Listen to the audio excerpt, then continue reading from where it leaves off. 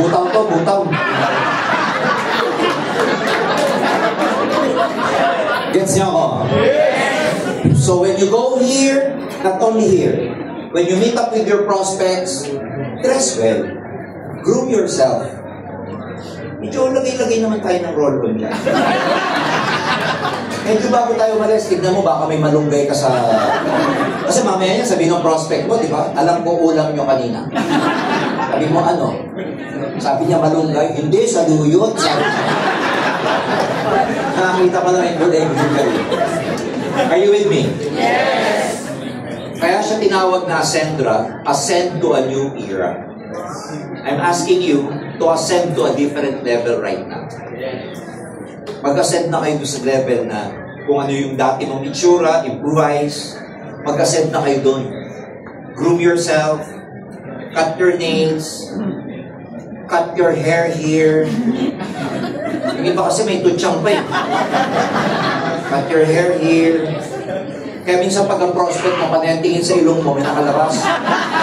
Akala ko na hindi ka sa ilong. Are we clear? So dress up properly. I cannot overemphasize pero may iba tayong training dyan. But I want you to really be like an entrepreneur. I'm showing you that because I'm telling you, mas mapapadali ang negosyo nyo kung nag-i-invest ka sa sarili. Ano ba naman yung kumita ka ng executive, 70,000. Ano ba naman yung bawasan mo ng 10,000 pang shopping mo? Bili mo ng pabango. Diba? Pang-groom mo kahit papano, mag-nails pa ka, or whatever. Bili ka ng bagong blazer mo para hindi naman yan ang suit mo everyday. Diba? Kasi minsan pag everyday sunod yung blazer mo, meron ng kulay puti dito sa likod eh. Ganon. Pag kumikita kayo, please reward yourself first. Walang masama din. Deserve mo yun kasi naiinitan, pinagpapawisan, napupuyat, and everything. Kaya pag kumita ka, gastusan mo yung sarili. So, masterclass, meron ka dyan? Meron ka pang mentoring session sa amin. Wow! Itong mentoring session, may one-on-one at saka may group session. Ibubuko ko na po si CSO Joseph Lim. Nag-iipon lang ng lakas, nag-iipon ng listahan. Lahat ng nag-executive package may special training sa kanya. Ha? So we will be very hands-on. Kami yung tipong founders na hindi lang kami nasa kwarto namin, hindi. Magiging hands-on kami sa inyo. Ayaw namin na may grupong napag-iiwanan, tapos yung grupong kabila lumalaki. Pag may lumalaking group, ikaw nananatili sa kalagayan mo, patatawag ka namin. Hindi para paluin. Hindi para i-reprimand. Hindi para tatawagin ka namin. Ba problema? Let's diagnose your network. Let's troubleshoot. Because we want to make you feel hindi ka nag-iisa. Kapartner mo kami sa pagkakaya. Ayaw namin na may nanguhuli ang grupo. Lahat ng mga founding partners, officially, yung listahan, kinuha sa akin kanina ni Mr. Joseph Lim. Yung mga founding partners dito, naka-receive kayo ng text, kailan ang birthday nyo? Tama ba? Kinuha kanina. Lagot kayo. Because we want to be really close with you. Gusto namin hands-on kami.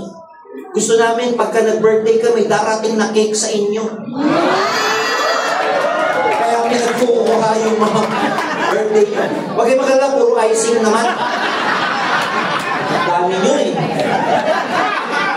Alright? So may mentoring session tayo. Are we clear? Yes! So hindi po kami nagbibiro when we say na we want you to be educated, we want you to elevate, and we want you to ascend to a new era. Because we will equip you with the right skills, knowledge, and attitude. KSA po ang tawag dyan. Ayan. Ascend community, yung growth partner mo, which is your cross lines, gusto namin you work together hand in hand. Wala nang grupo-grupo dito. Iisang pamilya lang to under Ascendra International tayong lahat. Kasi tignan mo mabuti. Pag yung growth partner mo, quote-unquote cross-line mo, tinulungan mo at lumago, guess what? Magagamit mo rin yun sa grupo mo eh. Yes. Yung success ng iba, magagamit mo sa iyo eh. yung in-assist mong crossline, tinulungan mo, na lumago, one day siya din naman ang tutulong sa iyo eh. So magkaroon tayo ng kultura na nagkakatulungan. Exclusive society events and retreats. Magkakaroon po tayo ng ganito. Per rank, magkakaroon kayo ng club.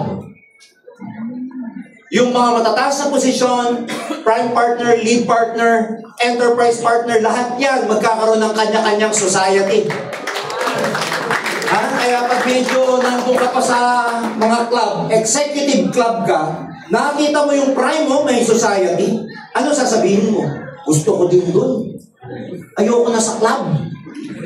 Sawa na ako sa may ilaw-ilaw. Hindi, ibang club pala yun. Ayoko na dito sa club. Gusto ko na dun sa prime society. Kukunin mo ngayon yung rank, mag-rank up ka para mapunta ka dun sa society ng mga prime partners. Diba yung mga prime partners, syempre, iba na yung ano yan, angas yan, prime na sila eh. Pero hindi nila alam, meron pang isang posisyon na mas mataas. Lead partner naman. Ano sasabihin nila? Ayoko na rito. Gusto ko naman sa lead partner.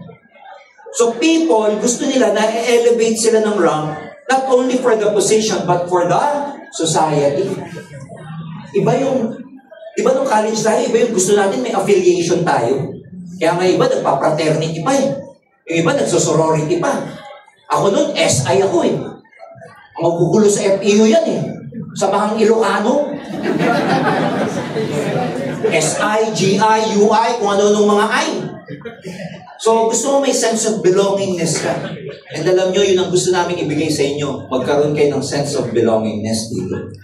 Kaya gagawa tayo ng society, may events, at may mga retreats. 2 to 3 days na mga leadership camps ibibigay namin. Pangatlo, tapos na tayo sa purpose, tapos na tayo sa program, ito na yung path.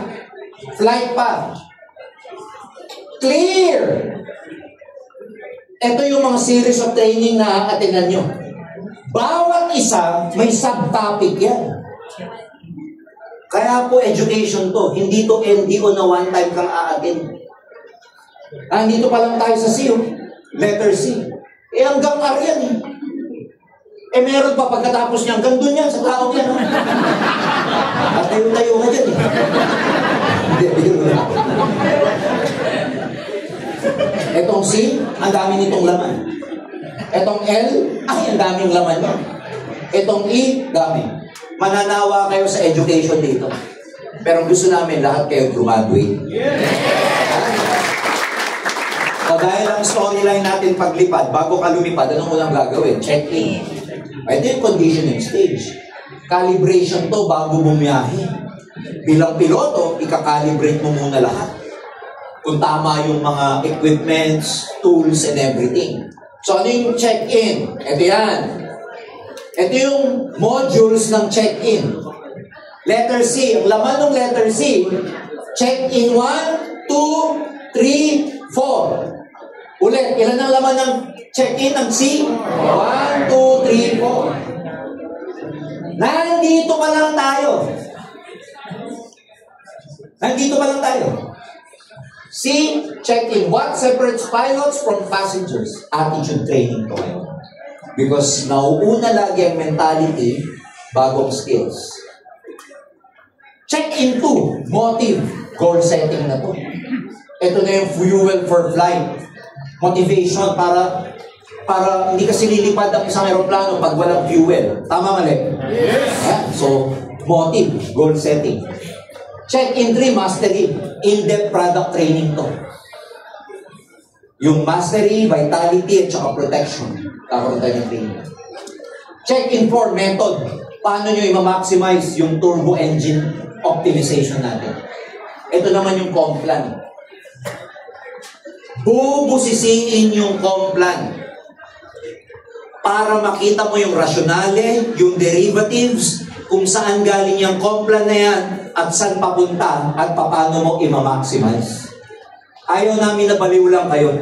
Gusto namin alam nyo kung saan galing yung porsyento na yan, ano ito, paano ito i-maximize, saan galing yung level, ano yung turbo, ano yung recurring, ano yung unified. Para hindi ka lang hype. Daming sa inyo, hype lang eh. Hindi po, hype.